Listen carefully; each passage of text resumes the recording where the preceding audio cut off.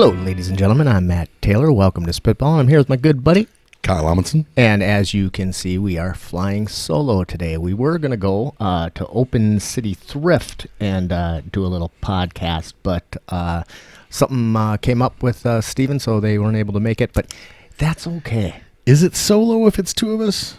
Oh, wait. I don't know. Duo? Tandem? We're going tandem. I like that.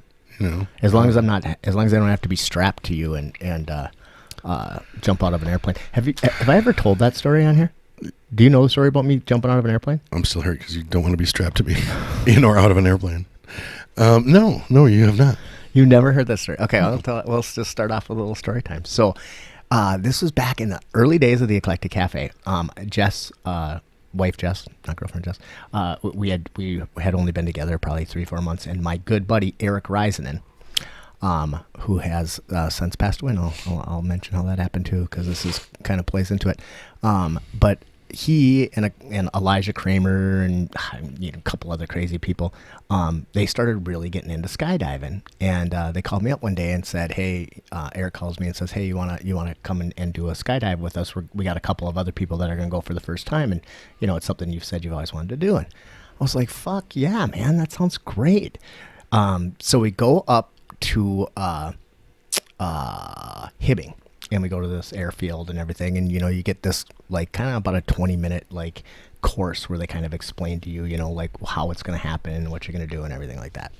And they explain that if we're going to jump out and you're strapped tandem to this guy, and then you're going to free fall for a little bit, and then he's going to pull the first the cord, and then your parachute will open, and then you'll have about 3 minutes of going, and you'll hit the ground and everything will be fine. And if by some chance there's something fucked up, then they'll cut away that chute, and then they'll open the secondary chute, and your ride will be a little shorter, but it'll be fine. Somewhere along the way, they told me that if you just jumped out and you land and you didn't pull your chute, that it would take you about 45 seconds before you hit the ground, and the likelihood would not be good of you surviving. So I go up there, and my other friend Damon Kaler. Do you remember Damon at all? I don't think so. His girlfriend was jumping for the first time, so he was there, and he had a video camera. So there's like a video of this somewhere, and I really need to find it. It's on High 8, so anyway, that puts a date on it. So we go up there, and me and I can't remember his girlfriend's name for the life of me right now, but we're the two that are in there, and we each have an instructor, and I am with a guy named Mike, and Mike was a big dude, muscular, not, but just a big dude. And so we, get there, and you doors open and everything, and I do all this stuff and stick my leg on the plane, and he's like, "Okay, on 3, 1, 2, 3, boom," we jump out and fucking go into free fall, and it's super fucking cool. It's one of the coolest 11 seconds of my life. And then he pulls the cord. Now we're still strapped together at this point. And the chute is in what I was informed of afterward called a cigarette roll. So it was basically all curled up. Not good. You can't land that way. And I started whipping around like my feet out like this, and we're still all strapped together. And but it's not like it's still pretty loud, but I could kind of talk to him, and I'm like, "Mike, are we this ain't good?" And he's like, "Nope, it's not good." He's totally calm as a cat. He said, "I'm going to have to cut away and we'll deploy our secondary chute." And I said, "Okay, good. All right, do it." And he was having some issues. He couldn't quite get, I don't know exactly. But I started to get a little freaked out. Understandably so. And he's like, "I can't quite reach it." And I'm like, "I'll fucking reach it." And I started reaching for it. Anyway, he ends up cutting away. Boom, go back into free fall. And our second chute opens up. And our second chute was a partial deploy. So it was like, it's a 7-cell chute, and it was like twisted once, and then one part was folded in. So it's slowing us down, but it's not great, right? And we're still doing that fucking crazy spinning thing. And I'm like, "Mike, this ain't good. Are we okay?" And he says, I swear to God, he says, "I'll tell you once we hit the ground." That's not what you want to hear from the fucking guy you're jumping with. And so then he gives me these two toggles, and he's like, "Okay, you need to like pull these and da da da da." And I think it was called a hard break. Don't any of you guys who are really into I told this story to Tuma, and he was like, "No." He like disagreed with different things I was saying, and I'm like, I don't care that wasn't called a heartbreak or whatever. It's the story, but it really happened. There's even fucking video of it. So I grab these two things and I have to pull them down. I have to pull basically our combined weight, through a pulley system divided by something or whatever, but it's heavy. And I got these things and he's like, "Okay, now pull as hard as you can, pull as hard as you can." And I'm pulling as hard as I can, and I can't do it. I can't, I'm not strong enough. And he screams in my ear, "You pull it or we are going to fucking die." And man, it's amazing what you can pull. When somebody's telling you you're going to fucking die. If you don't, you're going to fucking die. And I pulled that fucking thing and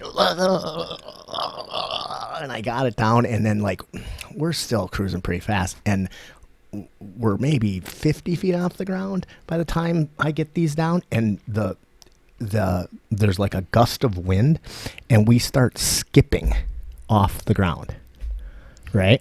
And because we're kind of going sideways, and he tries to time it, and he cuts away the second shoot away, like on one of the skips, but he doesn't make it quite right. So we go boom, boom, oh, and grind into the ground.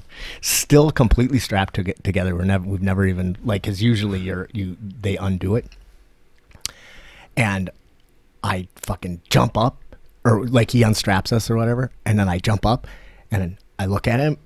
I like take like 10 steps away, and I look at him, and I'm like, "Are you okay?" And he goes, "Yeah, are you okay?" And I'm like, "Yeah." And then I just fucking ran at him and jumped on him and like hugged him, and my legs wrapped around him. And then but here's the funny part. Well, it's all kind of funny, but my buddy Damon Kaler, whose girlfriend jumps at the same time, is filming it. So this is what the film looks like. He's looking up, and he's like, "Okay, yeah, okay, Matt's out of the airplane, and there's Jill, we'll say."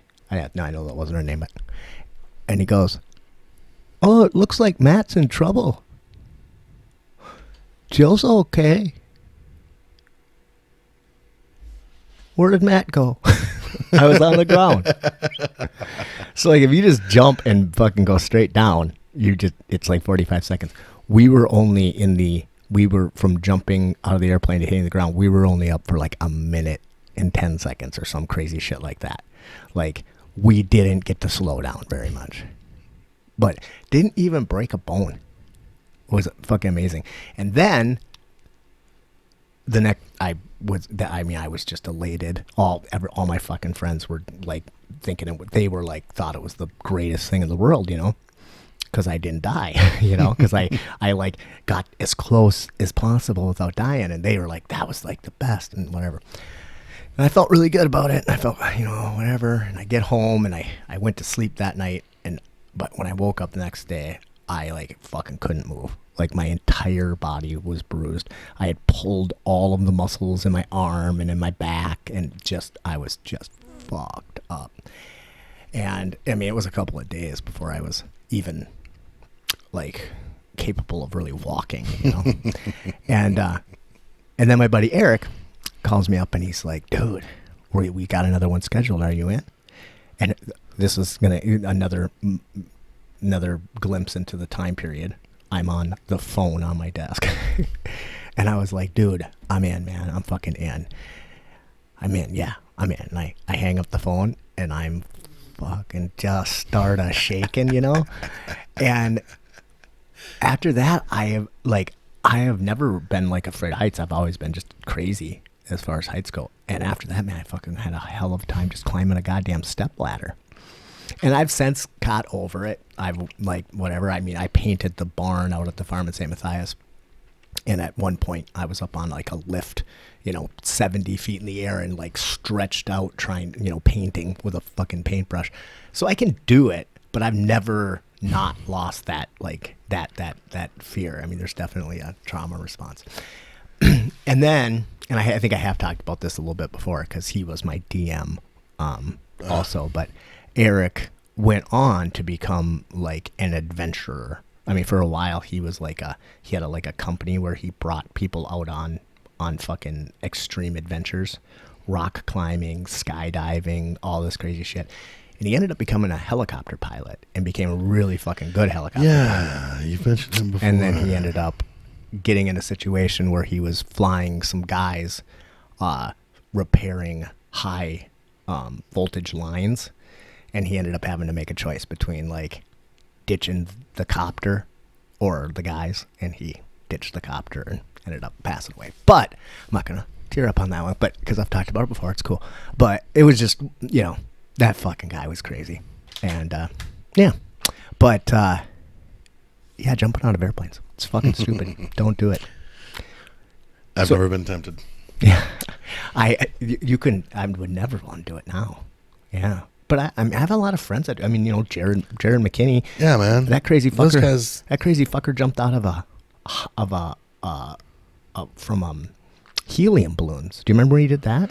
No. We got to have that nut That ball seems like on. a bad idea. It was a ridiculously Just bad idea. Going up in a fucking hot air balloon is a bad idea anyway. Well, this was fucking bizarre. He went up with helium balloons. They were like giant helium balloons and all tied together, like, like the kind of thing that you would, like, Pennywise the clown would have or whatever, but like big ones. And then they were all strapped in, and then he fucking, and then this was out at, well, it's Paul Bunyan now, but back then it was this old farm or whatever. Yeah. And they like pulled the cord, and then he went shooting off and got up there, and it was like a super duper high level jump. And I did a bunch of video work on it, and yeah, it's pretty crazy.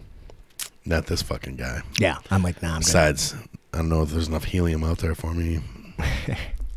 Yeah, there probably isn't, man. It's like there's like a helium fucking crisis or something, isn't there? I don't know anything about it. Yeah. So, what do you have on your list? Anything you want to get I've got into? so much shit, but it's just the same old stuff. Let's see. We did. So we talked about having the girls back on in April. Yeah, that's an upcoming thing. We've got to plan far ahead. It's really like more goes into getting guests in here than I think people realize. There's a lot of moving parts, and we're lazy. That too, right? So you combine people those also two. don't We're not realize great.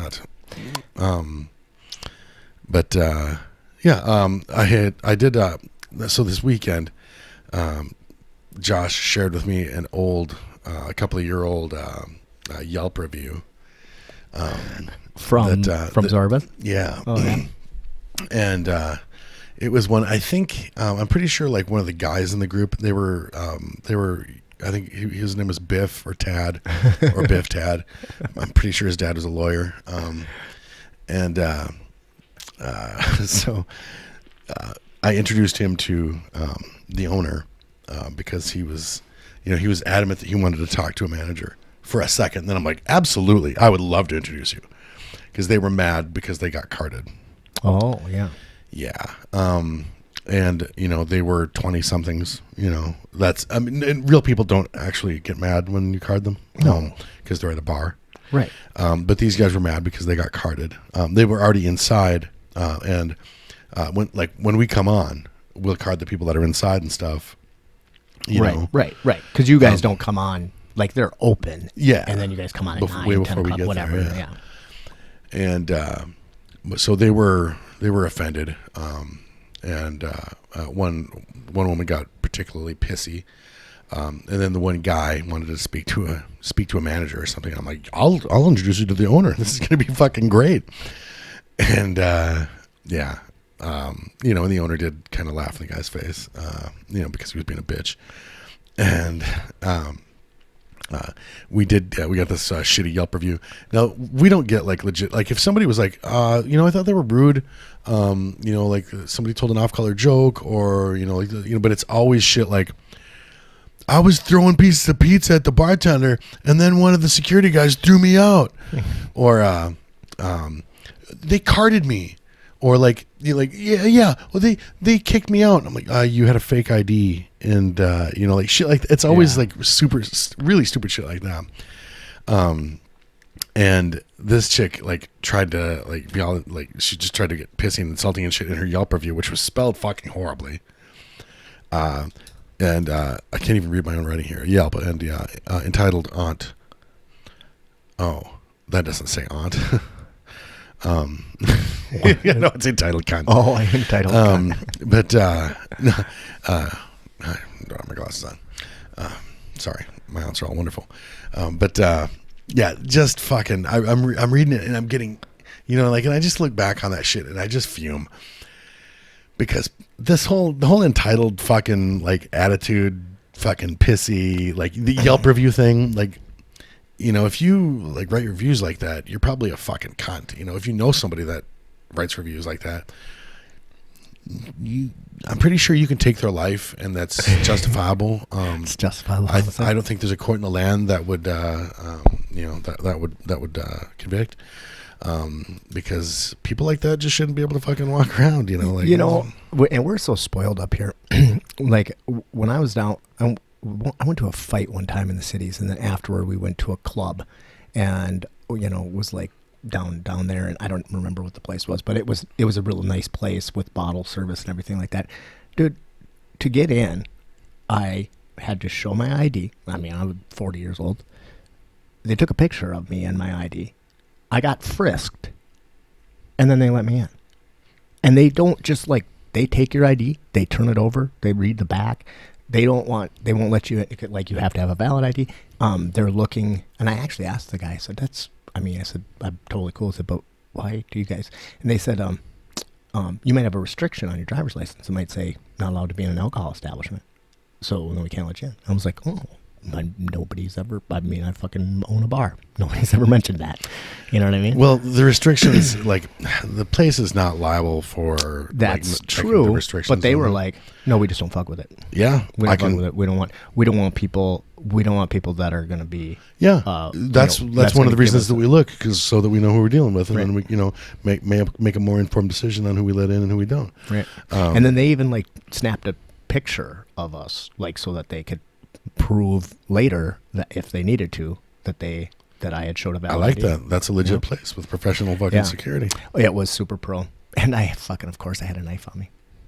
It never even occurred to me, to not carry a knife. I mean, it's just, I carry a knife all the time. But they were cool. They just took it and said, we'll give it to you on your way out. Yeah. I was like, oh, okay, yeah, thanks, man. Sorry about that. Yeah, we do the same thing. Yeah, but I mean, I've worked at places with, with metal detectors, wands and shit like that, I mean, and that shit's great. Some of the shit people get upset about, like fucking having to produce their ID. Oh, I'm sorry. I didn't realize you're fucking 22, by the way. You piece of shit. Right. Fuck. Seriously, you want to ID me? Oh, what? My God. Fucking. But I'm hot. Yeah, that doesn't make you old. Right. Yeah, it's nuts. Honey, you're a 6.5 at best. Sorry. Not sorry. That's my if I'm like rude back to somebody at the door, like that's my favorite people to be rude to. Right. The girl that thinks that she's too hot to fuck with. Right. Like just yeah. You're a 6.5 at best. Yeah. And that's a scale of 1 to 100. So I got pretty fired up this week over a Facebook post. Yeah. And I don't usually do that. I don't usually go down the rabbit hole, but I was reading somebody posted an article on Facebook from the New York Times about how universal health care, how Medicare for all may actually like save money. Yeah. And I read the article and I was like, Jesus, this is pretty fucking interesting. I've always had kind of mixed feelings about the idea of universal health care.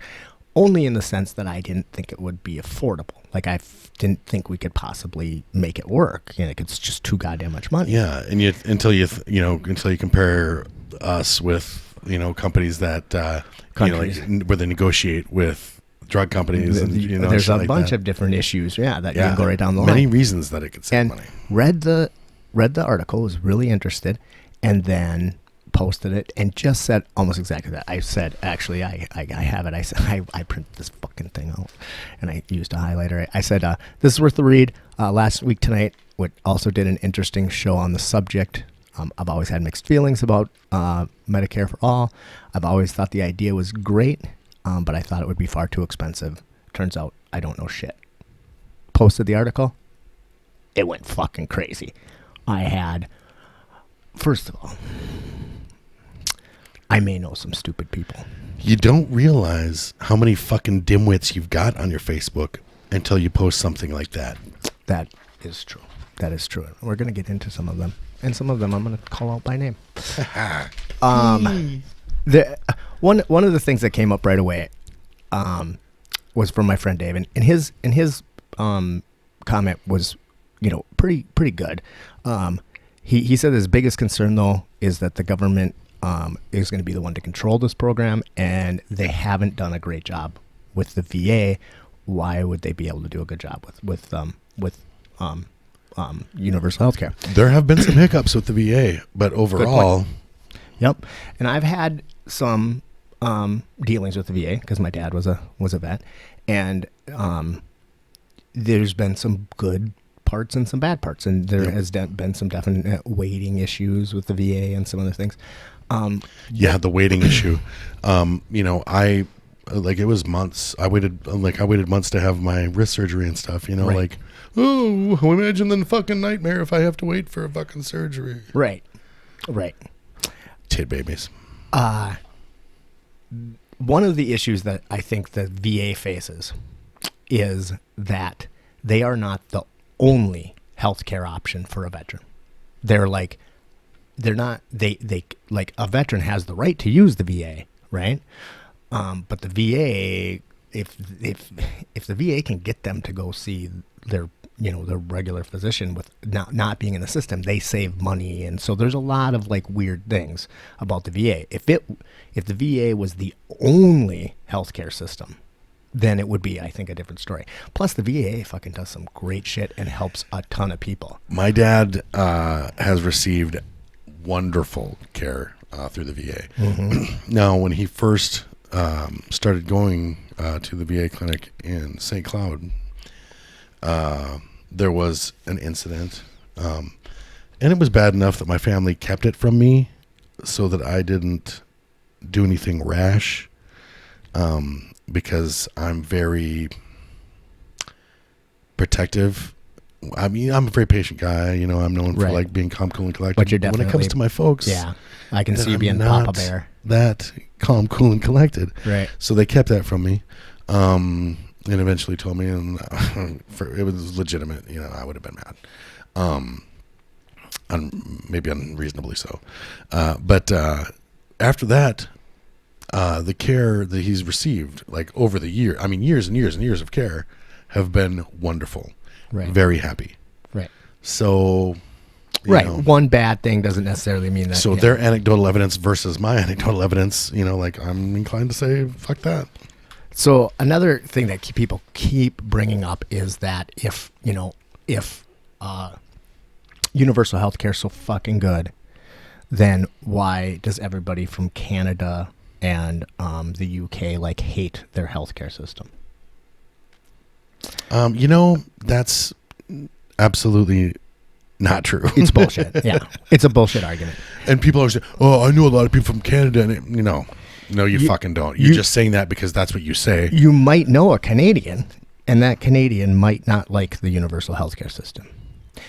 But that does not mean that Canadians don't like the universal healthcare system, or that people from the UK don't like the universal healthcare system. As a matter of fact, for the most part, they fucking love it. Yeah. How many Canadians do you think would trade us systems? So I have a story that I like to I have a story I like to tell about this. A friend of mine, that's not actually accurate. A guy that I've met a few times, very tough fighter, Joe Dirksen, Canadian.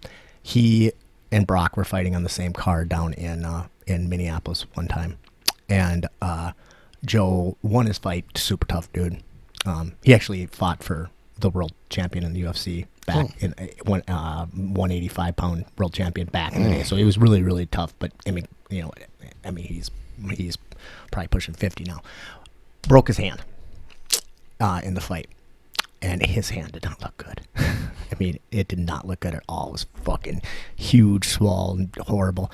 And we're in the bar that night, and basically he's waiting to get paid.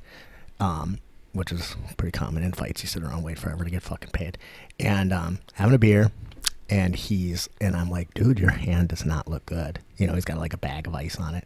And I'm like, you should probably see a doctor. And he's like, no fucking way. And I was like, what do you mean? He goes, no, I'll wait to get home. And I'm like, what? But don't you live in Canada? And he's like, yeah, where they will fix my hand for free. If I fucking go to the doctor here, I'll probably never be able to come back to this country. Because I'm not going to pay that. I'm not going to pay, an emergency room bill and so on and so forth. And I was dung up at the time. Dunged up, dinged. Is dinged the past tense of dunged? I don't know. I had a bum knee at the time. Well, dung is poop. Yeah, I had a poop knee, and I just happened to have some 2,500 milligram anti-inflammatory ibuprofen-ish type things on me. And I was like, Joe, do you want one of my pills? And he's like, I don't usually take pills from guys at the bar, but yes, please. I feel like even in a drugged state, I could defend myself with one hand from you. Right. Oh, he wasn't worried about me. Okay, and then my sister, Shelly, the fact checker of the show, of course, she raised a point. She said, they're talking about how long wait times are in other countries, and she says to the guy, I'm not gonna say his name, is it really any better here? Seriously, and this might be too much information, but a 2-week wait to see my general practitioner for a bladder infection, and at one point there was no neurologist within a 60-mile radius when I needed one. Now it's been a couple of months wait to see if there will be one in the area, and when he comes, he's the bottom of the barrel. I mean, that's like so everybody's like, oh, I'm going to lose my choice, and I'm going to lose my all these wait times.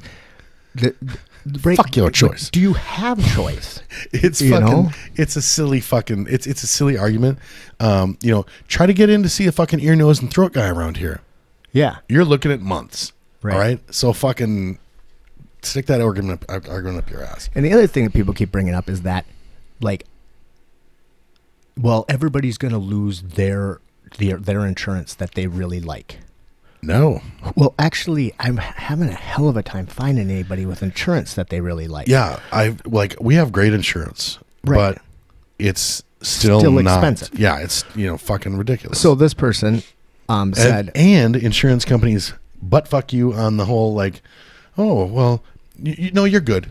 Really? Because my doctor thinks I should stay here. No, you're good. Right. Right. Bye. Oh, right. Like you, I know it comes up all the time. When after women have a baby, it's like, oh, how long will your insurance pay for you to stay here? Oh, only one day? Okay, I'm sorry, you're still bleeding from your vagina, but bye.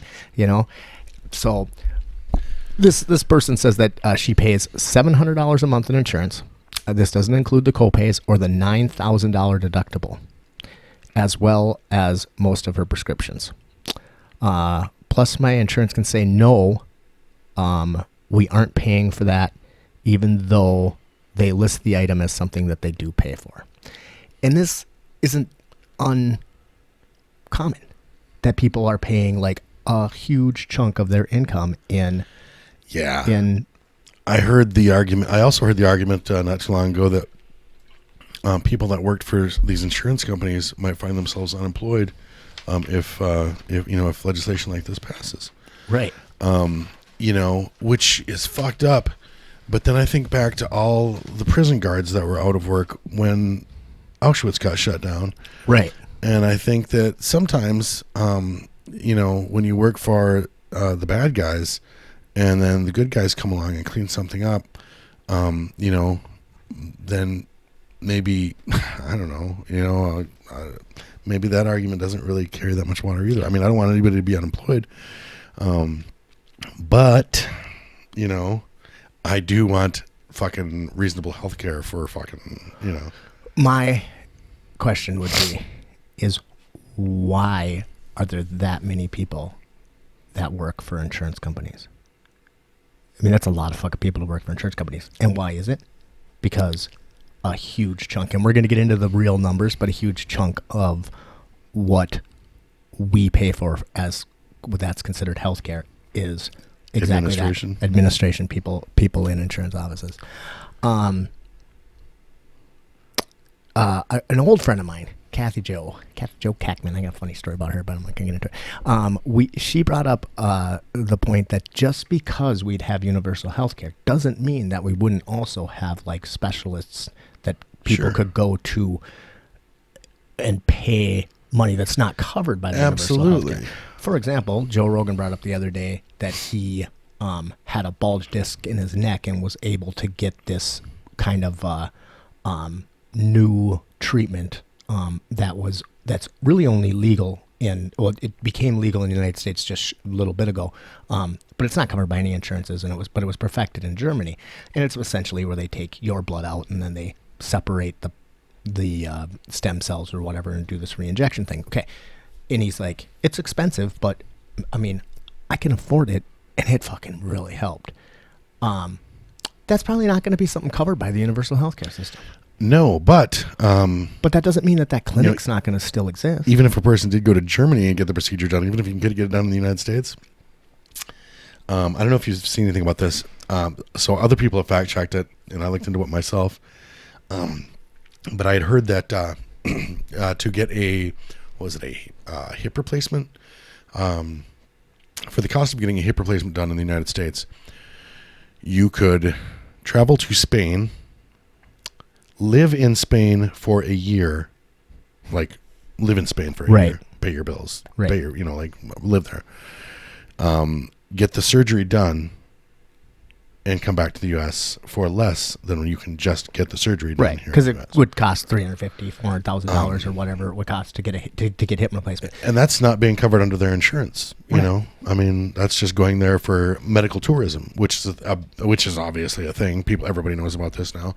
Bernie Sanders going with people to Canada and shit like that to buy medication. Right. People go to Mexico. Did you watch the last week tonight that they did on the? I watched part of it. There's a part in there where an insurance company is talking about how they're paying their clients. You're giving them $500 and a plane ticket to go to San Diego, and then they have a car there to pick them up and to bring them to Tijuana to get a prescription filled, and then fly you back. It's cheaper for them to do that than it is to just buy the medication here in America. Which I'm going to talk about in a sec, because Craig Vensky pisses me off sometimes. I got to tell you, that motherfucker is sometimes. Well, before we move on, I got to tell you, there's a segment of the population, people like me out there, that you should not give $500 to and send them to Tijuana. You're right, of course, right? Yeah, that you come back with. Yeah, they probably should hold off on giving you that $500 after you get back from Tijuana, right? Yeah. And you came back, you don't even have your drugs. Right. I mean, I'd have drugs. Yeah, just not those drugs. But Craig pisses me off, man. Now, I like Craig, and I know he's very smart, and I know that he actually researches stuff, and he does it. But sometimes he's very fucking contrary and just says shit. I think he just says shit to piss people off. And sometimes I think he's really wrong-minded about it. But he says, so one article and one news report changed your mind. No, motherfucker. It didn't. I read an article and thought it was interesting and said, you should fucking read this, Craig. Where in that did I say this changed my mind? But since then, I've gone down the rabbit hole, and now I have changed my mind. I am more passionate today about universal health care or Medicare for all than I've ever been, and I know way more about it than I thought I could possibly fit in this tiny little fucking brain. So it's for you, Craig. See, Craig and I kind of like avoid conversations on about stuff like that on Facebook because I fucking love Craig. Very thoughtful, wonderful friend, a very smart guy, like kindred spirit and a lot of nerd things and stuff. Right. But then we start talking on like there's certain subjects that we get into, and all of a sudden I'm like, "Fuck you, motherfucker!" He's like, "What?" Well, and then the end. We just and sometimes it's sometimes I'm being irrational, but sometimes I'm Anyway, I believe, and I don't want to speak for Craig, but I believe that his point is that he is kind of like what do you call it? Where you don't want any government involvement. Like libertarian, and I get it. But, yeah, let's just move on.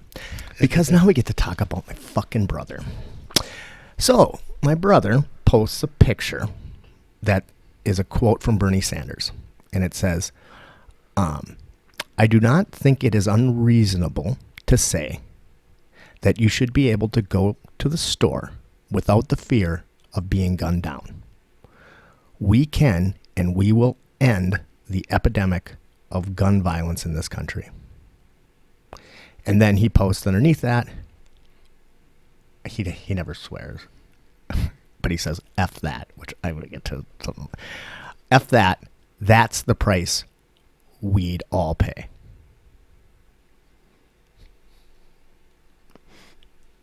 The price, like, so... Gun violence, the epidemic of gun violence being over is the price that we would pay? My response was, we'd pay the price of ending the epidemic of gun violence in this country. Okay, that seems a little steep. Well, that sounds like a nightmare. But I guess a lack of gun violence if everyone gets health care, really... it's probably worth it. Also, something that a lot of people don't appreciate, because lately he's been kind of, he's been politicking. But if you look back historically, Bernie has gotten high marks from the gun lobby. Yeah, because he is not an anti-gun guy. Yeah, he has gone along with basically he's kind of gone along with popular opinion on that recently, because it's popular opinion and it's fucking rational. If you're running for office and it's rational, then maybe you should go with it. But don't expect him, like, if you want to vote for a Democratic candidate that is the least gun grabbiest, then go with Bernie, because up until he had to say, yeah, I'm okay with that, it's just not been a thing for him. Look into it. Now I feel like saying that is not completely correct, because I don't think that Bernie has even recently been like, he hasn't even been like gun grabby recently. He's just this is what I'm going to say about Bernie. As far as I can see, that gun control has never been a issue that he has been passionate about. Not at all. He's never written a bill to curb gun violence or anything like that. So that's just his record. Now, but let me just say this. If there's a trade, like I have to give up my right to have an Uzi and also get universal health care, you can take my fucking Uzi. Okay? I think it's okay. Right? And nowhere, there is no, in my opinion, real will to change the Second Amendment in our country. And we're going to get into that because there's something else coming up, but I got to kind of go through this flow. But yeah, my brother's a fucking moron is really what that boils down to. And basically, that is a classic straw man argument, right? Absolutely.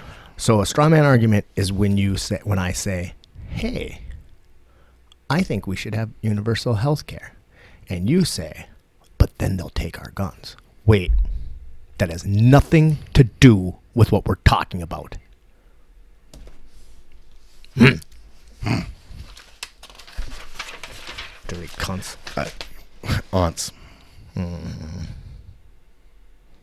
Okay, I highlighted a whole bunch in that argument, but I realized I've already said everything I really need to say about my fucking brother. I feel like you should be turning those pages with more authority. Okay.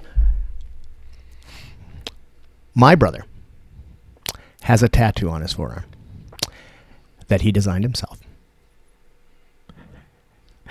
Fuck it. I mean, spitballing. And it is a tattoo of the Statue of Liberty with a gun, with a pistol, draped in the American flag, holding a baby. And it says, never come between a mother and her child. Will you fucking explain that to me, please? Like C-O-M-E or C-U-M? Because either seems plausible given the the rest of the data that you've provided me with. I like your brother. You do? I do. When? Huh? Why? I don't know. He seems friendly. He's an idiot. Fair enough. I know a lot of friendly idiots, but I don't know. I like him. Yeah. You probably like him too. I mean, he's your brother. Yeah, I'm a little pissed at him right now. I have a brother that's actually my brother blocked me on Facebook. I'm pretty sure that's coming. But I still love my brother. I mean, in fact, I fucking love hanging out with my brother. I love just everything about my brother. We just don't like each other on Facebook. Yeah. And I wouldn't have unfriended him. I wouldn't have goddamn, or blocked him. I'll see I'll comment on something in my family, like we'll both be joking about the same thing on something on my some family members like Facebook post or whatever. And the only reason that I'll know is they'll be like, "Oh, both of you boys are so blah, blah," and I'm like, me and this invisible person that I can't see, That's a bizarre thing when you're blocked. Yeah, it really is. The whole invisible thing. And I'm like, you could have just unfollowed me, motherfucker. Whatever. But that's all right. My brother's awesome. He just, yeah.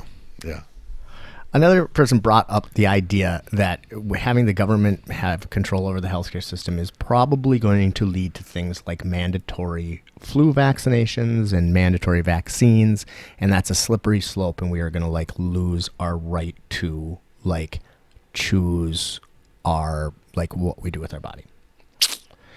And I am a big proponent of choice. It seems super weird that the government would ever tell somebody what they could do with their body. It seems wrong.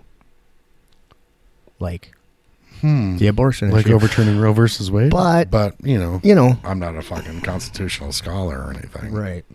But thus far, I in all of the research and reading that I've done, I've read nothing at all about mandatory flu shots. But the truth is that I wouldn't really even be opposed to that as long as the science was solid, and they were, and you could say this is something that well, I mean, the whole herd immunity thing and shit. If you have to if your kid, if they have to force vaccinations on your kid to keep my kid from dying from fucking a disease that we fucking already pretty much eradicated because of vaccinations, I don't give a fuck. Right. All right. Fuck your kid. So okay, not fuck your kid. We're talking fuck about you though. Fuck you and your fucking ignorant goddamn. Talking about, and we have brought this up with Sam. There's a huge difference between anti-vaxxers and people who don't do the flu shot, and I think there's some wiggle room on the flu shot. There might be some arguments both ways. If they were able to prove the science, that's good. But I don't think it's okay for people to opt out of vaccines for religious exemption or anything like that. I think that's fucking bullshit. Not if you're going to be around other humans. Go live on a fucking island somewhere. If you want to do that, that's totally fine. But you don't get to go to public school. You don't get to go to the fucking mall. Maybe you get branded on your fucking forehead. I don't know. And I don't want fucking. And I don't want this. I don't want my kid getting the measles. I don't want your kid getting the measles. I just want you to be fucking reasonable. like I am about it. Don't be a fucking idiot. But we're talking about the flu shot thing. Yeah, so the again, flu shot thing. But let's just say, Let people, thought experiment though, okay? Sure. The science is solid, and I'm not saying it is, but let's say that the science is solid that the flu shot is actually going to reduce the amount of people that get the flu, and the science is solid now. Okay, this is a thought experiment. I am okay with the government saying, we want y'all to get the flu shot. We'll pay for it. And if you opt not to get the flu shot, then you're opting not to participate in having universal health care, because we're not going to pay for you when you get the fucking flu. That's the point. The point is you're saying this is going to preemptively. That sounds more like a slippery slope than the other thing, though. The thing is, though, that's like saying, "Oh, you're a drug addict? Well, fuck you." I hear what you're saying. Or like you're a smoker. But we're not going to treat your lung cancer. Well, no. Which might actually be more legit than the goddamn flu shot thing. I don't know. There's some other things I think that we have to talk about when we talk about the entire cost of healthcare. But I'm just saying, I'm not super opposed to that slippery slope. I don't want the government to have complete control over healthcare, or over my healthcare choices. But if they are paying for it, or if we are paying for it, we the people kind of get to decide what the best practices are. But when it comes to things like fucking measles shots, you fucking get them or you get the fuck out. And I am less worried about, the government forcing me to fucking whatever. Like, damn, another government-imposed proctological exam. Son of a bitch. Right, but honestly, Dr. Big Hands. Well, let's look at that. But I'm more worried about like all the fucking horrible shit that's happening to people. Like, I'm more worried about people like fucking declaring bankruptcy and shit because of their medical bills, or being fucking put out in the goddamn street because of their medical bills, or dying because they couldn't receive a fucking operation that they needed and stuff like that. I'm more worried about that real world going on right now shit than I am about a fucking potential weird, dystopian fucking Orwellian goddamn reality where the government makes us get health care. And the thing is about the proctology exam, if the science says you should get a proctology exam when you're 40 years old, you should get a fucking proctology exam when you're 40 years old. And that should be part of the deal. I haven't even got my prostate checked. I should really get that done. Haven't either. Yeah, we'll check each other's. Yeah. I'm sure there's a YouTube video I check it every morning. And I think it's fine. But we'll go on Pornhub and see if we can figure out how to do each other's prostates. We'll make sure it's about it. So I can see a time period where, or a time where there are required preventative things that the government is going to require you to do because it will save in the long run. And the analogy that I thought made the most sense is if you think of the universal healthcare system or think of it as just like a little company, right? And we have a fleet of vehicles, right? And all we want is to get these fleet of vehicles to run as long as they can, and so on and so forth. How do you do that, right? You start a maintenance schedule, and you require the oil to be changed at a certain amount of time, and you have all of the different things done. And so when you go and buy, I've shopped for used vehicles a lot in my life, and if you look at old Pepsi truck or something like that, it's got they got 310,000 miles on them. How the fuck do they have 310,000 miles on them? Routine maintenance, baby. Routine maintenance. They're doing the routine maintenance. If you change the fucking oil, the engine's going to last longer. And if you don't change the oil, it's going to be far more expensive to replace the engine than it is to change the oil on a regular basis. So I actually find that a slippery slope that I want to slide down.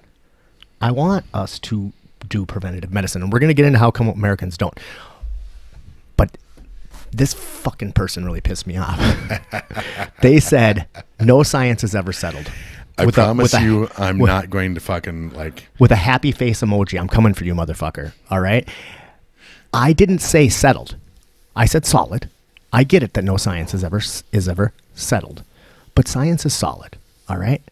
And that is a fucking asshole thing to say. So knock it off. I got upset about that one. Okay, I think I'm okay.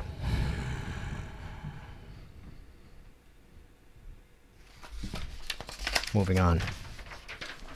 More authority when you turn those pages, damn it. Flip those motherfuckers.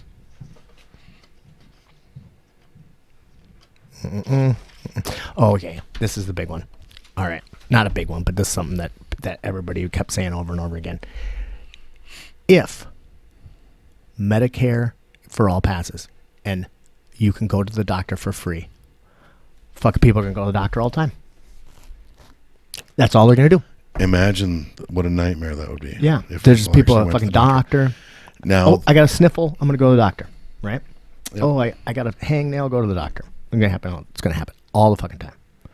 You know, going to the doctor kind of sucks. And besides, I think the people that they're mostly worried about probably are already on government health care anyway. Maybe. And so, like, if you're worried about a tiny, minute little percentage of people who enjoy going to the doctor, abusing the even system, if it's everybody, there's probably something that can be done about that. Like, but if you because they look at your chart and if they see like too much shit, like, then maybe you have trouble getting an appointment, or maybe there's something fucking more official that they're, you know. Okay, but Kyle, going to the doctor is not expensive.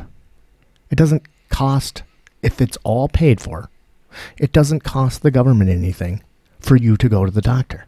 You go to the doctor looks at you and says, you're fucking fine. Get the hell out of But here. aren't we worried about the doctor, like, you know, having their time wasted and shit like that? Who gives a fuck? They're government employees. But that's not the expensive part. It's not expensive to go to the doctor, and the doctor looks in your throat and says, you got a fucking cold. Go. Get out of here. Right? But what I'm saying is that argument is also the easiest one to check off the fucking list, you know? Like what? I mean, like if you're worried about people like wasting your doctor's time and going to the doctor over every little fucking thing, those things, you know, like those are easily remedied. I think it's a completely bullshit argument because people, it's a mostly bullshit argument. People in fucking Canada do not go to the fucking doctor all the time. They go to the doctor when they're hurt or when they're sick. And people in fucking every other country in the world. Because it would be a weird hobby. It's a strange pastime. Sucks. There's better shit on TV no matter what. Going to the doctor is not a great experience. Well, and if you are that person, then sooner or later the doctor's going to realize that you're not healthy mentally. But here's the point. Then you've got mental health issues, which would be But taken let's care of. say you got you know this group of people that are going to the doctor all the time, just wasting the fucking doctor's time. And then one time they go to the doctor, and the doctor they were complaining about this, like they have a pain in their side, and the doctor looks at it and finds out that they have like a small tumor, and they are able to take that tumor out, and then that person's fine. But if they hadn't gone to the doctor, that tumor is going to turn into a big fucking cancerous thing that's going to cost gazillions of dollars. The point is going to the doctor all the time is how you fucking prevent major diseases.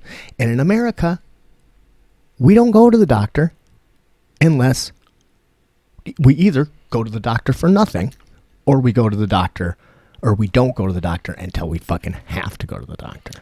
True.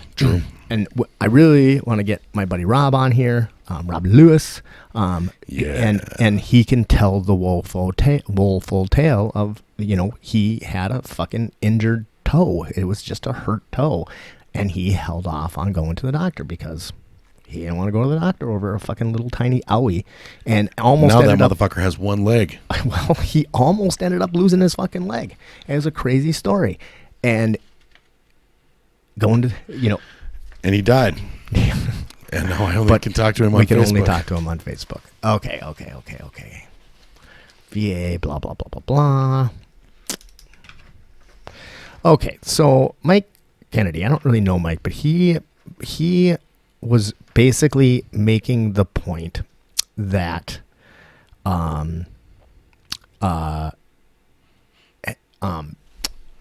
outcomes, that the outcomes in, I said something to the extent of, I don't understand how every other civilized country in the world pays less in healthcare per GDP and yet has better outcomes.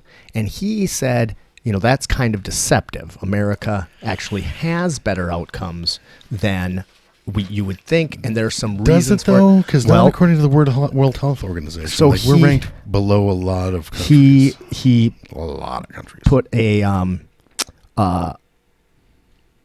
link to an article by Forbes on there that I dove down, and he's got a semi-valid point, but basically what it boils down to is there's some really good reasons why the U.S. has shittier outcomes than the rest of the world. But they're just excuses. We still have shittier outcomes than the rest of the world. Sure. Some of them aren't solvable by universal health care. Some of them definitely are. The biggest thing is, or one of the big things is that the U.S. is super, super big as compared to other countries. Canada's pretty close in size, but we have a bigger population, and it's hard to scale that kind of system. I feel like we're the greatest country in the world. We should be able to fucking figure it out. All right. Also, the U.S. Matt, what makes us the greatest country in the world? Well, we used to be. U.S. has a lot of poor people in it.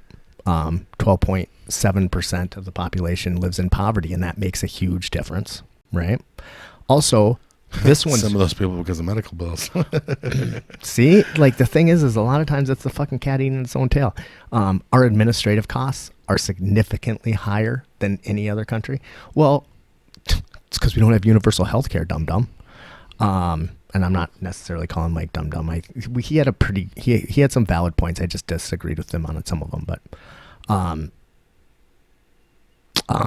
we in America get more expensive procedures done on the regular, right?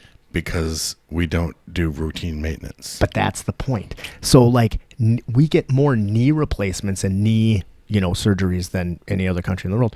But a lot of that is because we don't go to the doctor when our knee is dinged up, and then we don't go to the physical therapy, and we don't do the things which basically in other countries, if you don't you got to do that shit before they're going to let you go get your knee replaced. But in America, we can just wait until the fucking knee's falling off and then go in and get it fixed. We also do a shit pile of MRIs and a shit pile of CAT scans. The only country that does more than us is Japan, I believe. And the reason for that is because, why? Do you have a good guess? Well, based on my own experience, is it because they can milk your insurance for that? That might actually be why. Because I've had care that I strongly suspect. Well, actually, I guess the doctor came out and told me. I've had doctors decline to take care of something that they could have just taken care of on the spot, because the insurance company would get mad, because that would be because of shit like that. Well, because the insurance company needs to fucking. I think that's part of it. But a big one is malpractice insurance. Both ways. So basically, in America, doctors are scared shitless that they're going to get sued for malpractice. Makes sense. And so they want to do everything to prove that they did what they thought was, so you come in, you got a concussion, let's say, I knocked you out, man. Okay, let's be realistic. You hit your head on a pipe, and you might have been wielding the pipe. I could have been, but it wasn't a punch. And so it's been a couple of days. You've been puking. You got a badass concussion. You go in, and you got a concussion. It's pretty fucking clear. You got a concussion. Doctor might do a CT scan to make sure that you don't have a brain, tumor or whatever, so that later, if you did happen to get that brain tumor, you wouldn't be able to do it. Well, there's nothing inherently wrong with that, other than the fact that it's ridiculously expensive, and there is got to be a cost-benefit ratio. I get it that life is sacred. We just, I mean, if you have money, it's sacred. But it's not priceless. You don't get to get. We gotta fucking like become more realistic about healthcare in that respect.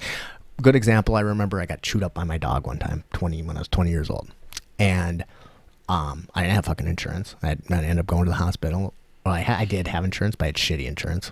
I ended up going to the hospital, getting stitches and shit. And we had to put the dog down. And because the dog got chewed me up, they wanted to test the dog for rabies, right? It costs $1,000 to test the dog for rabies. Yeah, they have to cut its head off and send it to a fucking lab. Now, if the dog has rabies, I'm dead, right? Rabies is, at this point, there has actually been a miracle cure that has happened in the last few years. But at that point, if the dog has rabies, I'm dead if I don't get the treatment right away. Like I gotta start the treatment right away. Okay? The treatment's really expensive too, thousands of dollars, right? If I send it off, it costs $1,000 and the dog doesn't have rabies, I'm fine, whatever, right? Okay, so what were the fucking chances my dog had rabies? That's really what it boils down to, right? And I was like, I'm good. If I got rabies, I'm gonna die. I think I'm okay, you know? So I didn't pay for it. I didn't get the fucking shots. I was like, if it's my time, it's my time. There's a point where life. I think it's really miserable too to undergo that procedure. Right? Getting the rabies treatment, especially if you didn't need it, is really expensive. Yeah, getting rabies. Now, I'm not saying getting rabies wouldn't have been. I mean, it's a horrible, worst death ever. Could you have saved money by cutting the dog's head off yourself and sending it in? I don't know. I don't think that would have worked out in that relationship. Another one of the things that everybody go ahead, you did because I have a lot of experience sending severed animal heads to post office to locations, putting them in people's beds. These things happen. Taking it to the mattresses. Another thing that gets a big knock on our healthcare system is that we have a really high infant mortality rate, and we do. And what that boils down to is that we have a shit pile of really young, very poor people that are getting that have babies, and that really, really affects the infant mortality rate. That's not a problem that universal health care is necessarily going to solve, but we definitely have an epidemic in our country of poverty for sure. It's weird that isn't a cause that pro-lifers have rallied around, right? Rather than forcing people that cannot or do not wish to bring babies into situations like that. I have never heard somebody who is trying to save an unborn child, but it's like, yeah, but and then that 15-year-old kid that who's daddy raped her, now she's gonna have a baby, and it dies as an infant. Yeah, but I mean, she had the baby. That's the important part, right? Yeah, we imposed our will, right? If I saw some meme the other day that if it's almost cliche, but if men could get pregnant, there'd be fucking abortion clinics on every block, and you could get RU-486 and out of a fucking dispenser out of the men's room, and it's true. Yeah. So basically, the U.S. is poor. That sucks. Pro-life. What a fucking misnomer. All right, I don't need to read all this. Oh, and then the other thing is we are fucking fat, right?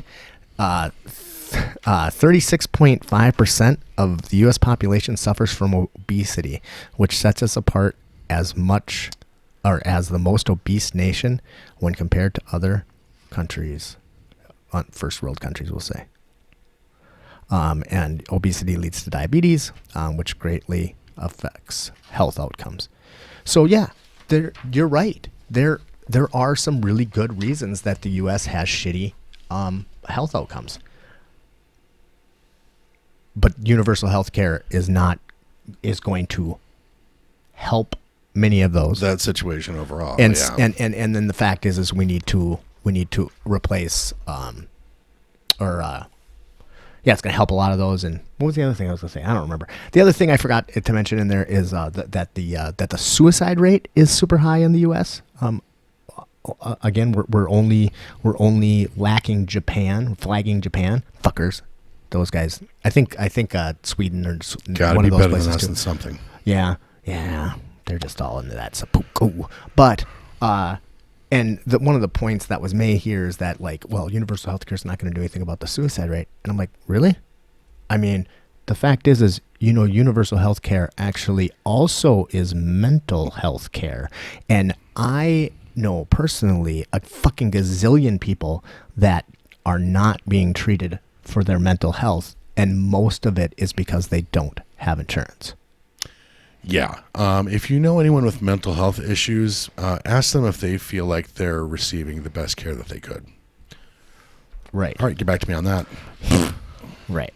So I believe that, yes, if we did have Medicare for all, there's a solid chance that we would be able to, make a real dent in that, in the suicide rate. So. Yeah, our system is fine. Nobody fucking says that. No real people say that. I mean, it's not fucking fine. It's very broken. It's fucking god awful, really. Is it the worst ever? No. Oh, it is. But it's fucking way worse than what it should be for a country of our standing. We don't have the worst healthcare of all time. No. But we without a doubt have the worst national healthcare. Because the thing is if you are rich, we have fucking great healthcare. The greatest healthcare. And this comes up all the time, and it's a super important point. People say all the time, but like, look at the Mayo Clinic. People come from all over the world to go to the Mayo Clinic. Yes. Right? People that can afford to come from all over the world and can afford that care. Yes. If you can afford it, it sure is. It's fucking wonderful. Right. And our doctors get paid a lot of money. And we have some of the best fucking doctors in the world. Yes, we absolutely do. That's great. But we also have a huge portion of our population that can't access those doctors. And that's the whole point, is that, like, I get so angry. Okay, I'm gonna go through a couple of charts, and I'm gonna put these up on the screen for you guys, so we can kind of look at them together, and then we're gonna take a quick break because I gotta pee here, and then we're gonna jump back into some more shit.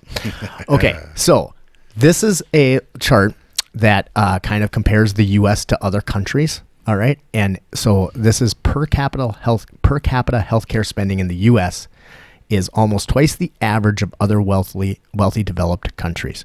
So we spend $10,586 a year per person per capita in healthcare, and the average is $5,287.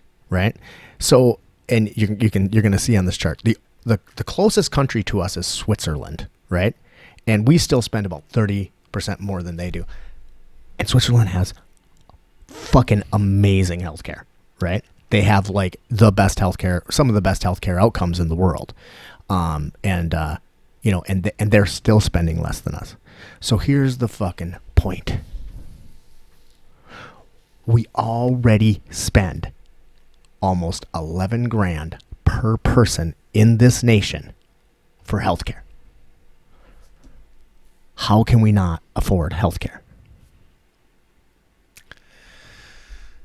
We can, clearly. I mean, it's fucking ridiculous to us. I mean, what the fuck? But taxes are going to go up, right? Taxes are going to fucking double if we have healthcare, right? Double. Right. Wait a second. Canada has national healthcare. Canada doesn't actually pay more in taxes than we do. So what? Are you fucking telling me that Canada is better than America? Is that what it is? Are they better? Because it's not. Why Are we so fucking stupid that we can't do something that every other fucking country in the world is able to do? Well, when I want to know like who the people are that are still dragging their feet, because if you look, like a lot of Republicans are getting on board with the idea of Because it's a fucking fiscally conservative absolutely thing to do. If you are a fiscal who the conservative, fuck is still dragging their feet on this? why wouldn't you want People that fucking like people that read too many clickbait headlines from fucking shitty fucking like scare tactic bullshit fucking organizations and stuff. And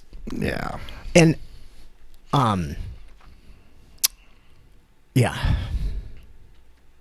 All right. Pee. We're going to go pee. I got to calm the fuck down. All right. We'll be right back. We're going to go check each other's prostates.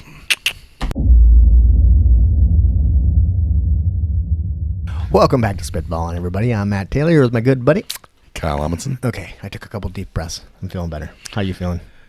I'm feeling like I should have mentioned Altered Carbon last week. By the time you see this, Altered Carbon will have been out for a couple of days. Season 2 of Altered Carbon will have been out for a couple of days. If you haven't seen the first season, I highly recommend it. Yeah. And go check out the second season because it's dope. Yeah. Who's the new actor in it? Oh shit! I don't have his name. Okay. Oh wait, I do have his name written down.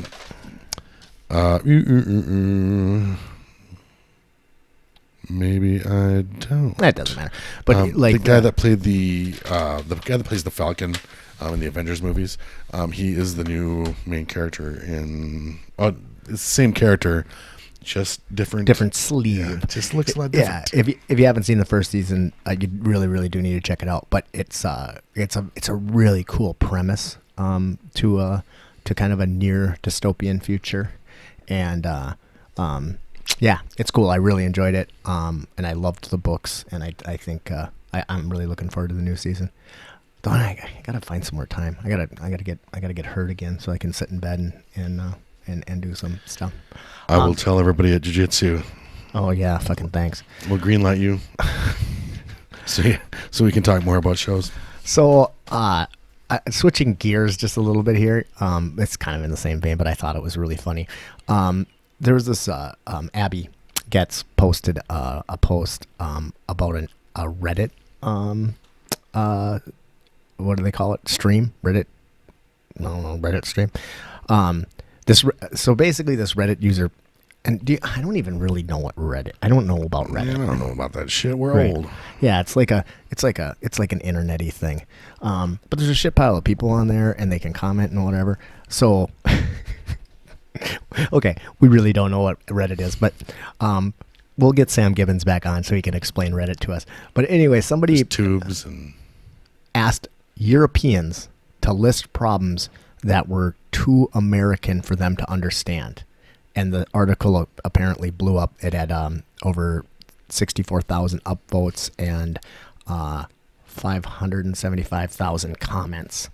And these were some of the comments that these Europeans made about like what they couldn't understand about America. And I fucking couldn't stop laughing. And I just took a couple of the best ones. Well, there's quite a few of them here, but so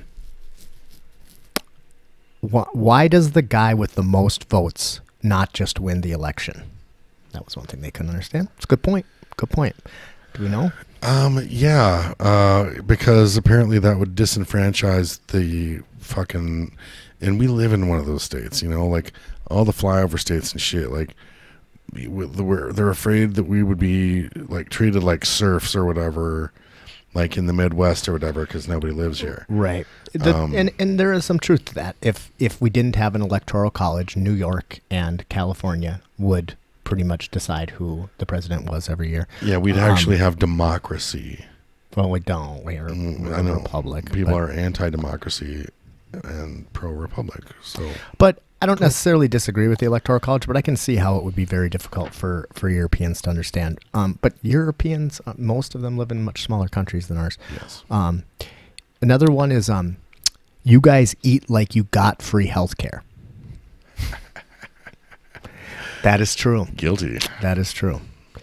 Why is tipping considered to be part of someone's paycheck? That is a good one. Because I'm not we're sure one if of I the understand only the countries. question. Well, why is tipping? Because in most European countries, like they don't, tipping isn't like a thing, or isn't a big thing like it is here. But in like if you're a waiter, Yeah, like they figure that shit into your salary. you have to pay taxes on that tip. Yeah. Why the big amount of flat Earth and anti-vax people? Is your education system not doing well? Well, yeah. Duh. It is funny though how we have a goodly chunk of whack jobs in this country. Yeah, and the internet, like, oh, you've got all the information like in the world at your fingertips now. Oh, now you're all going to be so smart. Hold my beer. Yeah, exactly. Fucking, you can't make me smart. I got conspiracy theories now. Fuck you. The 21 drinking age, like what? You can vote, you can join the army, get married, have children, and drive, but you're too immature to drink? It's a good question. Yeah. You're right. In fact, with my job, I think the drinking age should be 30. So you have $4.50 in your pocket. The fancy drink is advertised at $3.99. Do you have enough money to buy it? Nope. Don't know. That was his answer. Don't know. Okay, this one is funny, or I liked it. The American dream. Basically, every other developed country in the world is living the American dream, while Americans really just think they are. But if you describe the way your country worked to someone, it sounds like you're describing a third world country. It's an interesting point. Interesting point. Yeah, we're going to skip second world and fucking plummet right to third world. We do have a lot in common with third world countries, depending on what neighborhood you're in. This one's interesting. There are a lot of double standards. Like, you guys are very prudish, yet you seem to have the largest porn industry in the world. You're welcome. You're also very religious, yet you disregard Christian values. Absolutely. Yeah, we're proud of that. We're American. Paying for an ambulance. Seriously? Like, what the fuck? We don't have an answer for that. Kind of adds insult to injury. Using the metric system, counting in football fields and moon landings instead. I just don't get it. I like that. Just got a couple more here. Okay, this one's a little bit long, but I thought it was good. While watching, so we know this guy's a Brit. While watching Chelsea versus Manchester United yesterday on NBCSN, during halftime there was a Good RX commercial where the guy is asking the woman if she would like to fill her prescription. He pulled out his phone and showed her that the same pill can cost from $10 to $90 depending on the area, and that Good RX can help her find the prescription with the cheapest price. Now, could someone please explain to me how in the ever-loving fuck it is possible for a drug to cost 10 times more depending on your location? Don't they have consistent pricing just like the rest of the civilized world? No, we don't. Not a fucking chance. It's fucking crazy, though. Being scared of police. The rest of the country, the rest of the world's not afraid of police? I'm sure they are in some places. But those are places that we look at as, like, scary third world shitholes and stuff. Yeah, we're talking about European countries. One of the big things is, because this was exclusive for most European countries, police don't carry guns. And not that they don't have guns, but they don't carry guns. And then, usually if you're calling in the gun people, then shit's going down. But also, the citizens don't have guns like we do either, so. Many people do not vote because they cannot get time off of work. That's weird. Even though that is protected by, like, voting is protected by law, like. Yeah, I don't think that's as true as, like, people think that it is. Many people just don't vote because they don't care. or they don't think it matters, or they they have to choose between dumb and dumber, and like, what does it matter? I mean, I've been victim of that. I have cast the non-vote in the past. Oh yeah. Oh man, remember when I said that to Abby and she was like, what? Why people censor swears that are totally obvious. That made me laugh because my fucking brother did it. What the effing? I'm like, what do you mean you only speak American? I thought they were great. Pretty funny. Okay. Something else that came up recently, and I do not understand this. But our good buddy Mike Starry has been just constantly talking about this fucking thing that's happening, where Crow Wing County is going to become, or they want Crow Wing County to become sanctuary, a Second Amendment sanctuary. What does that mean?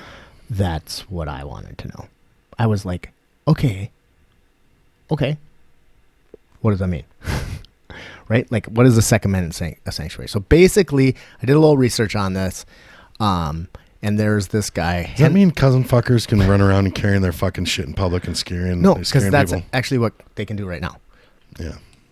I mean, it's up to the business and shit. Like, I've had, like, that's at work, I've had to argue that, like, I'm afraid the owner does not, like, and I've actually used this in the conversation with this kid who was a nice kid. I've talked to him later and he came around, but at the time he was mad because his Second Amendment rights were being infringed upon.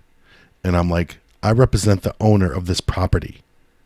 Right. Your Second Amendment rights do not trump the fucking right, the rights of the owner. Doesn't it suck that Trump has wrecked the word Trump? He's wrecked a lot of shit. It just sucks that Trump. Period. So when I heard that, that's kind of what I thought. I thought, oh, well, what does that mean? Is it gonna be like a super Second Amendment, or you can just like, what, like you can like, okay, now you can carry a gun in a courtroom, or like, what does it mean? So I did a little research on it, and what's this guy's name? Henseman? I don't even have my glasses on. Okay, well, it's fucking huge. You can't see that from there. Henseman, I think. I don't know. Looks Jewish. Republican John Henseman from Nisswa is sent a letter to the Crow Wing County Board trying to get them to become a Second Amendment sanctuary, and basically what that means is that they are going to reaffirm the Second Amendment. Cool. Right. Pointless. I mean, like, but cool. Sure. Whatever, You're right. There's, like, we already have a thing. It's weird. I know it's like really redoing your wedding vows.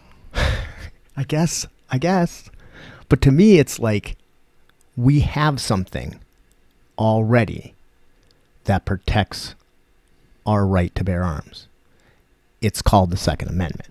Yeah. It was written in this weird document called the Constitution. So what the fuck does Crow Wing County need to the Constitution? Why does Crow Wing County need to say, like, we are Second Amendment supporters? Now, if that's all they're doing, okay, that's fine. But they're doing it in response to two bills that are being put forward in, let me see here. Two bills. Yeah. Two laws that the House DFLers put forth that would require background checks for firearms transferred, for firearm transfers. And the second one would be, it would enable family members and law enforcement to petition the court to prohibit individuals from possessing firearms if they pose a significant danger to themselves or others by possessing a firearm. Yeah, those sound like horrible ideas and infringements on my rights. What? So, like,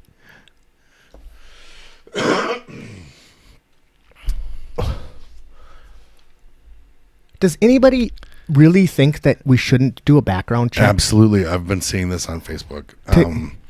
So people do not see these as reasonable measures. Now, I think we're going to need to first come to an agreement on what the word reasonable means. These are very reasonable things. Right. These are very reasonable things.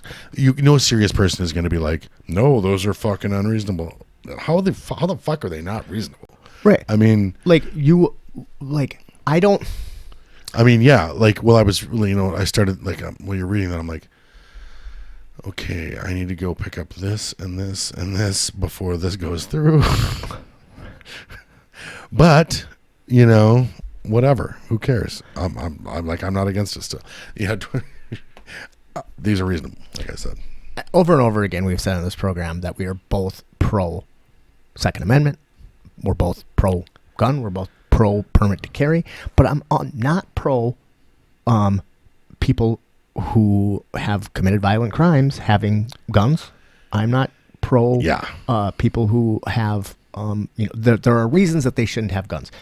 Doing a background check is pretty much a no-brainer. For sure. And it's pretty much the way it is right now. The only thing that this is changing, I believe, it didn't really say, but it's for closing the gun hole or the gun show. Yeah, it's for transfers. Yeah, so that's like the thing. Well, why wouldn't you want that hole closed? The only person. So Mike, who I really like, it seems reasonable. I think maybe he's losing his shit. I don't know, dude. But he is like, he's a responsible gun owner. Like, he got a background check when he got his guns, right? I'm assuming, that's good. People who are responsible gun owners should want unresponsible gun owners to not be able to have guns, because that's the danger one would think, to the Second Amendment. But, there's that school of thought, murky and ass backwards as it is, back to that slippery slope thing. Well, you give them an inch, they'll take a mile. That's not how fucking shit necessarily works. I mean, if you wanted to fucking think like that, we can't fucking ever make any laws. But the thing that I think is that I think the dangerous thing is letting people who shouldn't have guns have guns. That's the thing that's going to fuck up the Second Amendment. One would think any responsible person would be against someone who has already proven that they should not have a firearm. I don't get it. But then this one, okay, so that one, all right, the background check, simply so maybe. I think it's fucking dumb, but maybe. But this one, family members and law enforcement can petition the court to prohibit individuals from possessing a firearm if they pose a significant danger to themselves or to others by possessing a firearm. Why in the holy fuck would you not want that to be a thing? Oh, why wouldn't you want to be able to go to a court and say, like, dude, I fucking think Joe is going to go and shoot up the post office again. I don't think he should have a firearm. And if you can prove that case to a judge, why would you not want that to be a thing?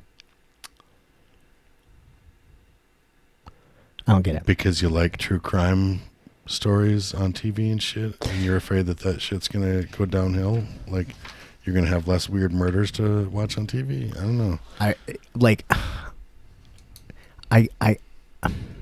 It's really pissing me off. Okay, he says, this fucking Republican henchman says, okay, I've obviously had a lot of interactions with people in this county. Hazel says, and I also can see there have been some polling on the issue as well. So it's pretty dangerous too. I mean, he did say it twice.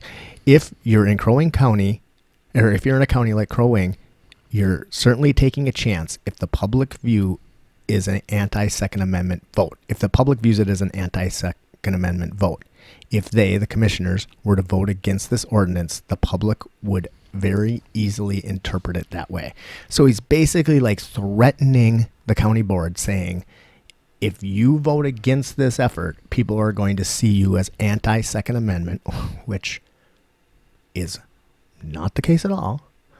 And we're going to, the citizens are going to vote you out of office. Because Crow Wing County is a very pro-Second Amendment place. Sure. We're a rural, everybody hunts. It's a no-brainer. There's no entity in the world that thinks they're going to come and take our fucking guns away, because Jesus fucking Christ, nobody wants a goddamn war. Then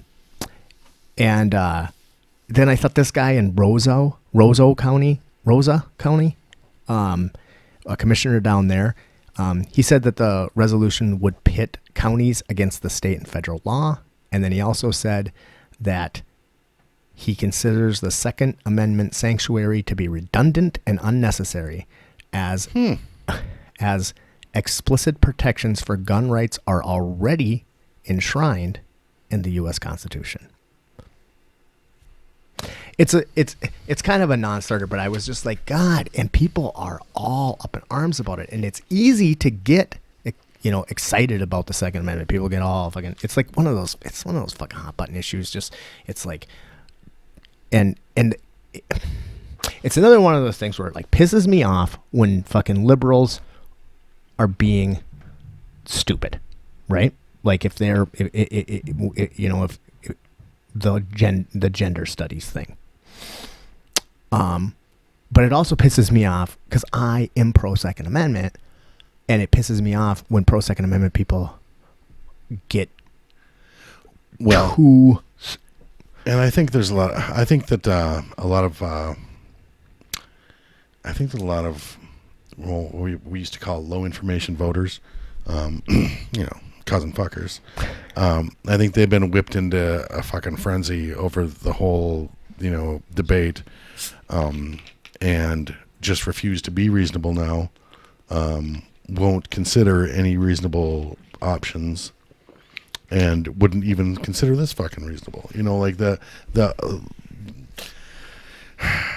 So it's that extremist point of view, people are, there's a lot of, we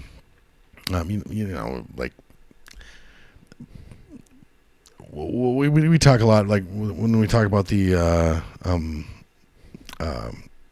we talk a lot about left extremism. Right. But this is definitely extremism on the right. The whole fucking, no, I refuse to, I don't want my crazy neighbor that beats his wife and threatens everyone with a gun. Like, I don't want his rights to be infringed on, Yeah, I just don't get it. It's fucking stupid. I really feel like reasonable, responsible gun owners should be very, for those kind of laws that, make it easier for people who are reasonable, responsible gun owners to continue to have guns. Yes. Back in the day, the NRA used to be, pro all of this shit. And then it changed. Especially when they were talking about the Black Panthers people having guns. Yeah. Yeah. We've talked about that a little bit before, but yeah. Yeah, Ronald Reagan was the one who first started doing gun control legislation. Yeah. People who don't think about he that. He had an interesting history on gun control, Yeah. And people still put him up there. Like they'll post shit that he said before getting shot, about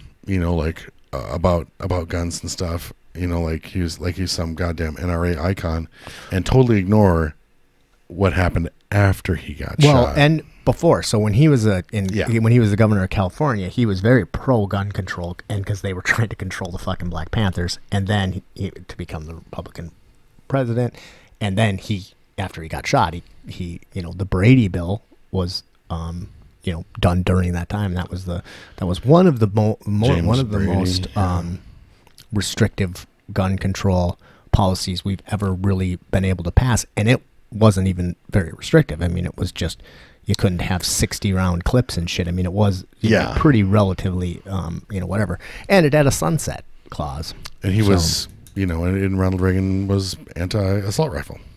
Yeah. But that's neither here nor there. Oh, What else you got? I got a lot of shit. I don't know how much more I want to go through though. What time is it? I've got some stuff too, and I figured it's 5. Okay, we're okay. I am gonna post when we do this show. I'm gonna post all of my research materials for you guys. So if anybody wants to dive down that hole, you sure can. So I don't have to read you all the news week. There was one.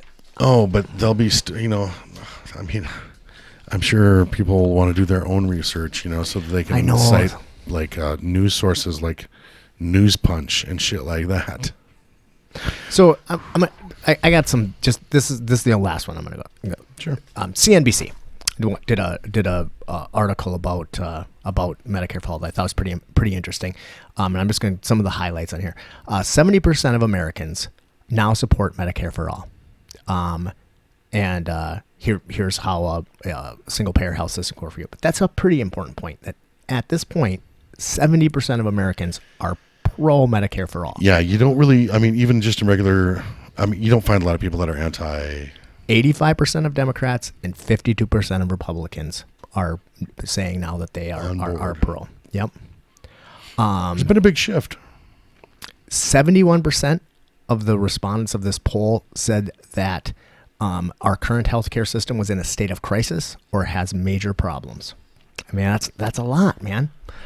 The average annual deductible for employer-sponsored healthcare plans, which is the most common healthcare plan in the United States, is $1,505.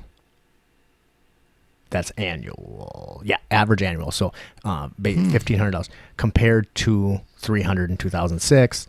Last year, workers paid on average of $5,714 toward the cost to cover by way of monthly premiums, which is huge. This is an important point. Americans forego treatment because it costs more often. Americans forego treatment because of the cost more often than residents in 11 other high-income countries, according to the report published in the Journal of American Medical Association. Who hasn't? Right. And I mean, I remember, and I also should say that I feel like I am definitely coming from a place of privilege in this because I have great fucking health insurance. I have great insurance too, and I still will forego treatment, but because of cost. Yeah, I am lucky. I am so lucky that I am just poor enough to qualify for Minnesota Care, and Minnesota Care is a really, if you want to look at a model of a really great municipal healthcare system, Minnesota Care pretty much is the gold standard, and I believe it could be scaled up just that way. But the Medicare for all that Bernie Sanders is putting forward is even better insurance than Minnesota Care. I have very limited dental. I have co-pays. I don't have a deductible. But I have a premium. I pay $80 a month. I'm sorry. I know that's nothing. I know some of you people out there are paying. I mean, my boss was telling me what she pays, and it's a lot. It's a fucking lot. Incremental care, regular ongoing care, as opposed to heroic or emergency care, is the greatest source of value in modern medicine. So so what they're basically saying is what we were talking about before, is that incremental care or getting your oil changed is so much cheaper than heroic or emergency care. So if you hold off on, you got the chest pains, maybe I should go in. No, fuck it, I'm hold off. Oh, now I'm having a heart attack. A heart attack's going to cost you a gazillion dollars, right? But going in for regular stuff. I wanted to make a quick point. You and I are both, in favor of, Medicare for all. Yeah. And you and I are both pretty. You know, you and I both we're both insured. Right. So basically, I just wanted to touch on something that I see a lot. You see a lot of this, lazy liberals just want everything for free, blah, blah, blah. You know, like, no, this is not a selfish thing. This is not something that we just want for ourselves and shit. You know, like, this is something that we mostly want for other people. The reason that you can't wrap your mind around that is because you're a fucking piece of shit. And can fucking kiss my ass. Yeah, so like this is just because we want to live in a fucking better, more civilized society, where people don't fucking die from preventable, illnesses, from preventable conditions, that would have been preventable had they had access to healthcare. This is just another thing. Once again, the word reasonable comes up. But people just think that we want free shit. Yeah. No, liberals just want to, want a better fucking place for their kids, your kids, fucking us, like the elderly, fucking. I mean, so but sorry that you can't fucking fathom that. The thing that drives me crazy about the whole deal is that we're already paying for health insurance. Everybody, and there's a whole bunch of people in the United States who don't have it. Now, if Newsweek, and this was Yale University, so who did this study? Yale University, University of Florida, and the University of Maryland found that a single-payer system could annually save $450 billion each year. Okay? The average American family would see $2,400 in annual savings. Okay, now they might not be 100% correct because there's some other people that think it's going to be different, right? And there are some that think it's going to be more expensive, and most studies have showed it to be about that it's going to equal out. And I mean, this is like if it works out without getting butt fucked to death by fucking, by Republicans in the Senate and stuff. Well, see, that's the thing is that in order for this to work, it has to work. In order for this to work, it has to be a full meal deal. It can't get all bastardized like Obamacare did. Right, because the thing is that what's the other fucking Bloomberg or who's the moderate? Mike Bloomberg? Is it Bloomberg or I can't remember who wants to do the Medicare for those who want it. Oh, you're talking about Mayor Pete, I think. Sure. Yeah. So, that sounds good, right? Well, if you want it, then you can have it. But if you don't want it, then you don't have to have it. But it won't work. Not going to work like that. It doesn't work. That would cost, in this study, I can't remember exactly where it is, but that's like $150 billion a year. It would increase, right? So, but let's just pretend that the people at Yale University and the University of Florida and the University of Maryland are not stupid, and they are right, and their numbers are correct. And I'm going to guess they're probably pretty smart, right? So it's fucking Yale. They put it out there, right? And they say this is going to happen. Plus, we're also, as a benefit, we're going to say $450 billion a year, and we're also gonna save 6,800,000 unnecessary deaths every year. So it's kind of like a pro too. It's right? socialism. It's socialism. And shut up, stupid. Fiscally conservative. That's the point. It's fiscally conservative.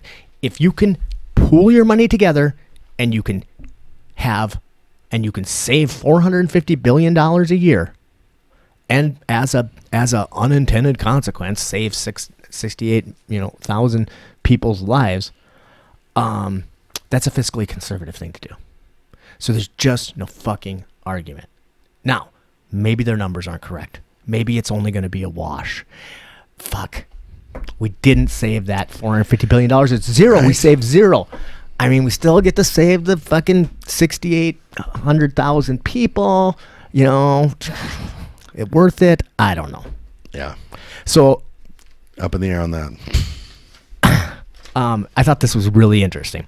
In a recent incident reported by NPR News, and I hadn't heard about it on NPR, that's since gone viral on social media. Drew Carver, a 44-year-old teacher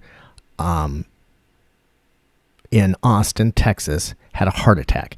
He was rushed to an out-of-network hospital and had to get a stent implanted. A network is a list of hospitals, doctors, and other medical providers who are covered by the person's health plan.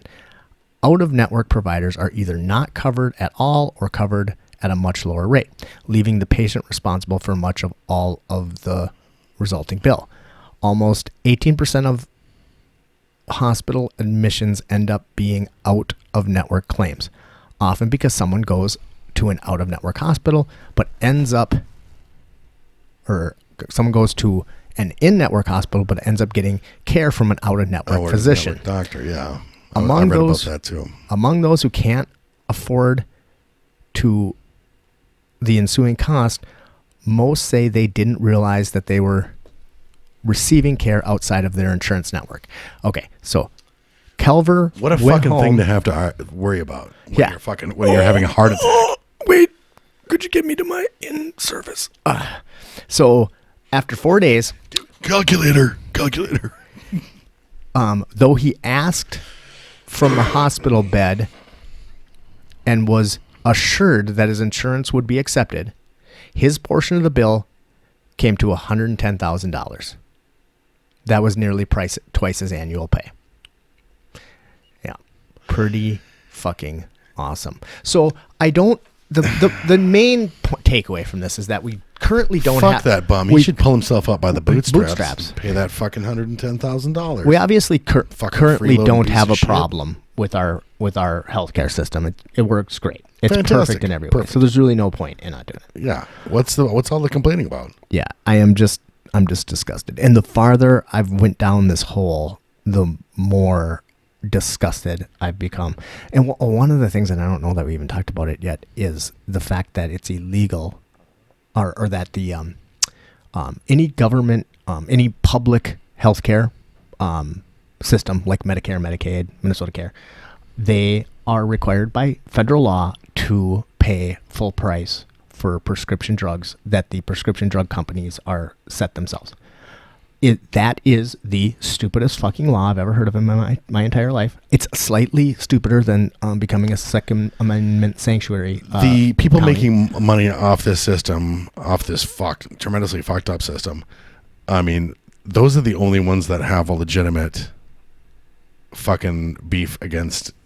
It's like the only people who could possibly not want this, in my opinion, if they're looking at it logically, are people who are making money off of the system. The bad guys. And yeah, and that's it. And really that's like insurance companies and pharmaceutical companies. Because it's not even fucking hospitals and doctors. Because hospitals and doctors, little private practice hospital or doctor's office, they would be able to save a fucking shit pile of money not having to have a fucking full-time crew just to handle billing. Man, I go to a place for like chiropractic and other, massage and shit like that. And some of it's covered by my insurance, and I have copay and everything like that. But I was like looking at their cash discount program. It's fucking ridiculous. Like how much less it is if I don't make them bill the insurance. And the reason for that is because then they don't have to pay, and I don't know how their operation works, but I'm assuming they don't do that in-house. They send it to a company who works on billing the insurance companies. It's a incredibly complicated process. And it's just ridiculous. We need to fix this. There's the will to fix it. 70% of the country wants us to fix it. And there's really just no excuse. So, one last thing. I'm sick and tired of people saying that Bernie Sanders is not electable. He's very electable. The motherfucker, won all three of the early voting states. Yeah, I think that whole not electable thing, is just trying to fucking get people to stay home and not fucking vote. Because, you know, there was a point at which I was like, we're going to get fucking 4 more years of dipshit, you know. The cousin fuckers have got us by the balls, you know, like right. The fucking we are 100% going to get 4 more years of them if fucking you know, Joe Biden, which I think is impossible now. It's impossible. Like he's gone. He's so fucking dumb. It just can't happen. Or the other one, everybody's turned into Bloomberg. It could happen if he was a Republican. Oh yeah, that's fine. You can do that. But I mean, but I feel like if it ends up being Biden or Bloomberg or whatever, like yeah, everybody's gonna fucking stay home. But I fucking feel like Bernie is electable. And the one thing that everybody keeps saying is like, we're never gonna be able to have a socialist president. He's not a motherfucking socialist. He's a social democrat. It's a completely different thing. You're taking a word that is not the word you think it is. Inconceivable. I don't think that word means what you think it means. Okay? He is not a socialist. He's a social democrat. It's a completely different thing. And, you know, don't be so afraid. Don't be such a fuck. Don't be such pussies, you know? I mean, we can try some shit that might work, should work, will probably work. Works for everyone else. You know, like what the fuck is everybody like it could not possibly be undone. How could we go back? How could we fix it? How could we make it work? If Bernie gets elected, then fucking that's it. It's over. Game over, man. Fucking don't be such a pussy. God damn. Conservatism like by its nature is cowardly. But I think this is conservative. You know, a conservative measure, you know, is I mean, like being fiscal conservative, or like this is a fiscally conservative measure. It is. It's a fiscally conservative measure. It makes sense. It makes sense financially. And if I have no problem with conservatism. I have no problem with fiscal conservatism. I shouldn't say I have no problem with conservatism. I have some problems with social conservatism. Yes. Yeah, especially like right to choice stuff. But yeah, gay marriage stuff, you know, like that's where the bigots hide out. Right. You know. But let's face it. But fiscally conservative, I think is fiscally responsible. And this is a fiscally responsible thing to do. Yes. And if you don't think that our country can do socially responsible, then you have to be. Then you're pretty much saying that we are inferior to every other civilized nation, because pretty much every other civilized nation has better fucking healthcare than we have, and they pay less for it. That is inconceivable. Why would anyone like? Why would we want the people that don't have insurance to be taken care of? Why would we want the poor to be taken care of and stuff? You know, what would Jesus do, motherfucker? Are you kidding me? You know, like y'all need some Star Trek. He'd vote for Trump. Yes. Jesus for Trump. God, oh my God. Okay, thanks for letting me screech at you for a couple of hours. I just, like I said, I just got a fucking fire lit under my ass over that Facebook post. I hope this one wasn't. You know, we don't spend all that much. We usually don't spend this much time on political issues and stuff. But this is bigger than a political issue. And yeah, to me it seems. And every once in a while we're gonna do shit like this, and you know why? Because we fucking want to. Yeah, right. So we're spitballing. And yeah, if you turned it off 2 hours ago, I don't know why we're still talking to you. So what do we have on the burner? I forgot. What do we have coming up? I forgot what the calendar looks like. But I mean, there's a couple people that I really need to talk to very soon. Yeah. And then in I don't know 6 weeks, 2 months, something like that. I want to have Clinton Struthers on. Yeah, that'd be fun. And you know, talk about we'll talk about a couple of things. Yeah. You know, fatherhood. You know, growing up black in a small podunk town and shit. Things like that. I also need to. There's some people like Joe Radenovich. I need to get a hold of him. Yeah, man. You would be interesting to have on. There's a lot of people that we need to get on the calendar. and I just need to stop being a fucking piece of shit and getting that shit sewed up. Okay. Well, that will be awesome. Yeah, I think that's pretty much it, guys. We really appreciate it. Thanks again for letting us yell at you. I know I was a little unfair today, so I apologize. It was awesome. I liked it. All right. We will see you guys next week. Hey, guys. Thanks for tuning into the podcast. Sorry if that one got a little ranty, but I don't know. I just had to get that shit off my chest. Anyway, taking you out today, I'm going to play a song off of Drew Peterson's new album. It's called Duck, and this one is the solo that he released on his website. And you can pick it up for just $1 at drewpetersonmusic.com. And don't forget, Drew is going to be at the Roundhouse Brewery on Friday, March 6th. I'm going to be there, and I hope you will too. So again, this is the song Duck by Drew Peterson on his new album. Check it out, drewpeterson.com. We'll see you guys next week. I was born under a table at the Denny's on Grand, to a waitress named Mabel and a fry cook named Stan. I still see my mother when I look at my hands. Be that way till the day that I die.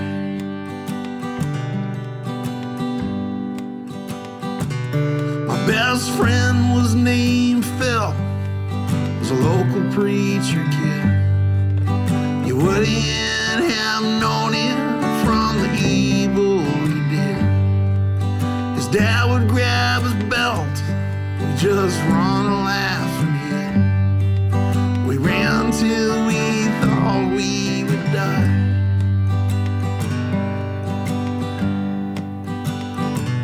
We grabbed an old pocket knife, mixed the blood in a spit, took turns with the blade, cutting ourselves with it. I still see that scar, the look in his eye. It'll be there till the day that I die.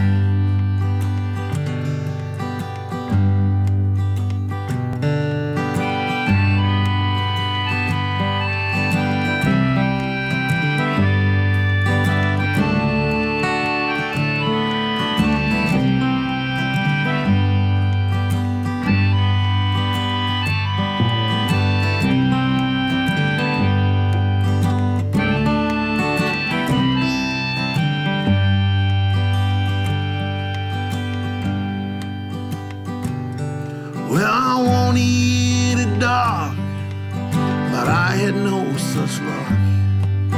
My dad bought me a bird for only $1.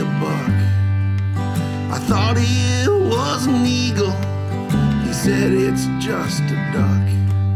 It'll be there till the day that it dies.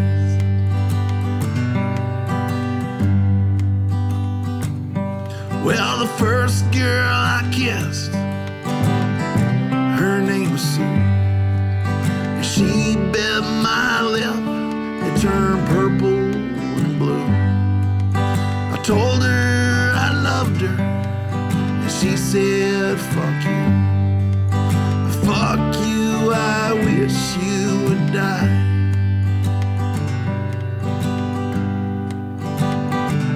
She grabbed the Indian ink, an old sewing needle.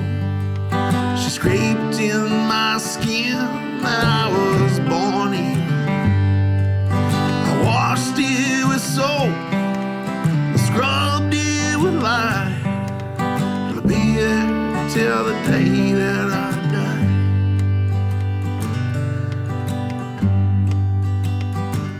I was born under a table, the Denny's on Grand, to a waitress named Mabel and a fry cook named Stan. I still see my mother, I look at my hands. Be that way till the day that I die. Be that way day that I die. Be that way